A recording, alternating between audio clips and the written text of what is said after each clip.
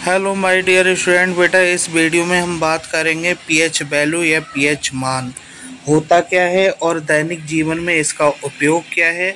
बाकी आपके दूध का और रक्त का सबका जो है पीएच मान भी बताएंगे कितना कितना होता है सबका, दूध का, रक्त का, सिरका का, जल का।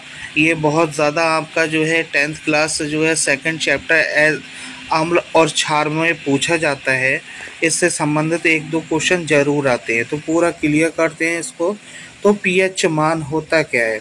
सोरेनसन ने बताया कि किसी विलयन में उपस्थित हाइड्रोजन आयन सांद्रता के यानी जितनी भी सांद्रता होती है उसका ऋणात्मक लघुगणक निकालते हैं, उसकी वैल्यू, तो उसको उस विलयन का पीएच मान कहते हैं। जैसे एक गुणा अगर 10 की पावर अगर -6 है तो इसका जो है जो वैल्यू है वो एच, यहाँ पर अगर एच आयन की जगह रखेंगे और इसकी वैल्यू निकालेंगे तो इसका पीएच मान कितना आएगा, 6 आएगा।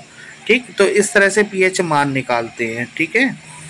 अच्छा, नोट नोट क्या है कि अम्ल अम्ल के लिए पीएच मान 7 से कम होता है। अगर पीएच मान किसी पदार्थ का 7 से कम है तो वो अम्लीय कहलाता है, और 7 से अधिक है तो वो क्षार कहलाता है। क्षार के लिए क्या होता है, पीएच 7 से अधिक होता है।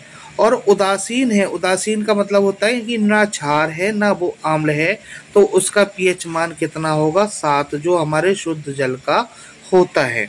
अब कुछ चीज़ें दी हुई हैं, इनके पीएच मान जो है देखते हैं। ऑब्जेक्टिव क्वेश्चन में इससे एक क्वेश्चन बनता है। तो दूध का पीएच मान कितना होता है, 6.5। रक्त का, ये मोस्ट इम्पोर्टेंट है, बहुत ज़्यादा आता है। रक्त का होता है यानी खून का 7.4, सिरका का 4, शुद्ध जल का, इसके भी बहुत ज़्यादा पूछा जाता है। शुद्ध जल का 7 होता है, नींबू के रस का 2.5 होता है, सांद्र NOH का 14 होता है, अम्लीय वर्षा का।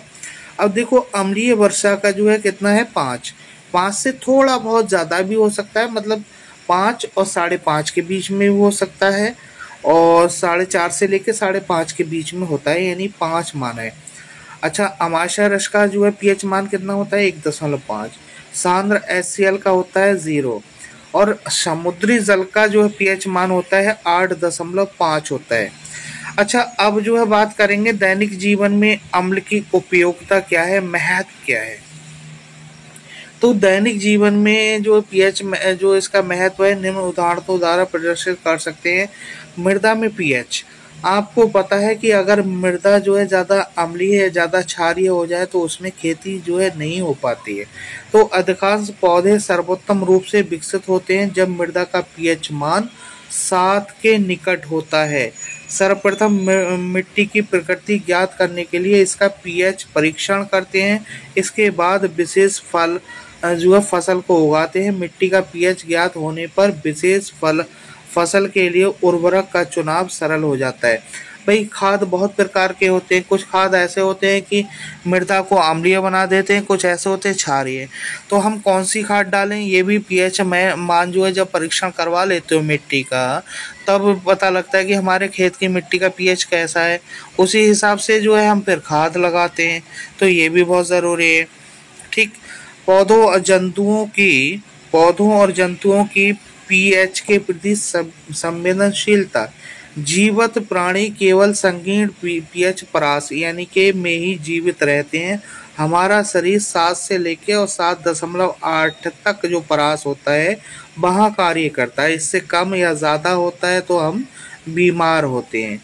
जब नदी में जो है जल का पीएच मान अम्लीय वर्षा के कारण 5.6 से कम हो जाता है तो जो जलीय जीवधारी हैं जैसे मछली वगैरह, वो फिर मरती रहती हैं, यानी कि उनका जीवन जो है कठिन हो जाता है। अगले, पशुओं तथा पौधों द्वारा उत्पन्न रसायनों से आत्मरक्षा। इनमें कुछ जो है पीएच मान बहुत कम होता है, अम्लीय होता है, तो जो है क्या है कि अब उससे अपना रक्षा भी करते हैं। जैसे जब कीट जैसे मधुमक्खी है, चींटी है, डंक मारते हैं तो इनमें फार्मिक अम्ल होता है, वो छोड़ते हैं, जिससे जो है दर्द और जलन का अनुभव होता है। तो डंक मारे गए अंग पर बेकिंग सोडा या दुर्बल क्षारक का उपयोग करना चाहिए। तो क्या है, इनसे इन्हें सुरक्षा भी मिलती है। अच्छा, पीएच परिवर्तन से जो है दंत क्षय। जब हमारे मुंह का पीएच मान कम हो जाता है तो हमारे दांत खराब होने लगते हैं।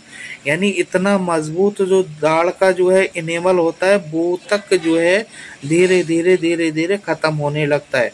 तो इसीलिए हम पीएच मान को बढ़ाने के लिए जो है हम जो क्षारीय पेस्ट होता है उसका यूज करते हैं।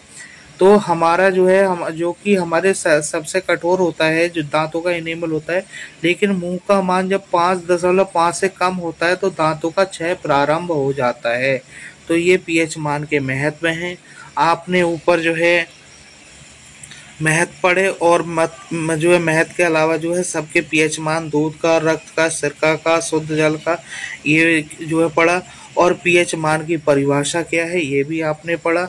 ठीक है। और 7 से कम होता है तो अम्लीय होता है, 7 से अधिक होता है तो क्षारीय होता है, और 7 होता है तो उदासीन होता है।